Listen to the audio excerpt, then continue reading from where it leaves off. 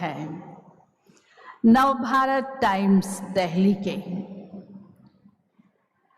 Sudhir Mishra ji editor, जिनके हाथ में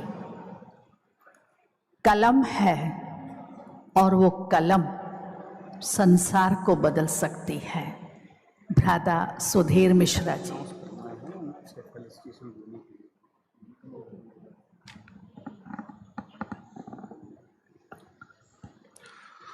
मंच पर उपस्थित सभी विद्वद्जन और यहाँ हाल में मौजूद सभी अतिथिगण, विषय है वैल्यू सिस्टम गवर्नेंस में कैसा होना चाहिए एक लीडर के लिए। अभी आज़ादी के अमृत महोत्सव की बात चल रही थी। जब हम आज़ादी के संघर्ष पे गौर करते हैं तो हम पाते हैं कि उस लड़ाई में कई महानायक हुए। महात्मा गांधी जी हुए, सुभाष चंद्र बोस जी हुए, भगत सिंह जी हुए। आप अगर इन सब को देखें तो इनमें एक खास बात थी। वो खास बात ये थी कि उद्देश्य की स्पष्टता।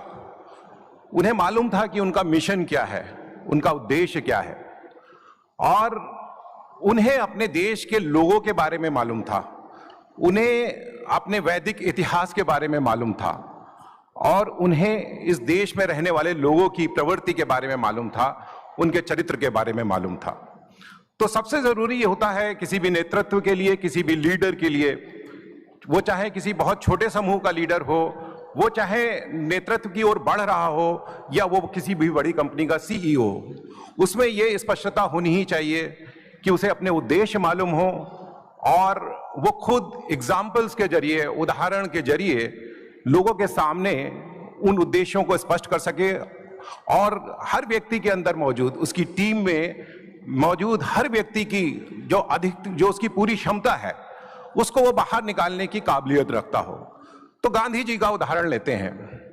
गांधी जी ने इस देश के लोगों को समझा था, गांधी जी ने इस देश के माहौल को समझा था, इस देश में रहने वाली मिलीजुली संस्कृति को समझा था। तो उन्होंने सत्य और अहिंसा का सिद्धांत दिया। उनके दिमाग में जरूर रहा होगा 1857 की असफल क्रांति का भी एक एग्जाम्पल रहा होगा कि हम क्यों नहीं तब देश आजाद करा पाए। उन्हें मालूम था कि इस देश के लोगों की प्रवृत्ति क्या है, और आप देखिए कि उनके कहने पर एक बार वो ये कहते थे और पूरा देश उनके पीछे चल पड़ता था। लेकिन उसके लिए उन्होंने किया क्या? इसके लिए उन्होंने पहले खुद को एक उदाहरण के तौर पे पेश किया। उन्होंने पहले खुद लंगोटी पहनी और फिर सारे देश के लोगों से कहा कि आप अपने विदेशी वस्त्र त्याग करिए।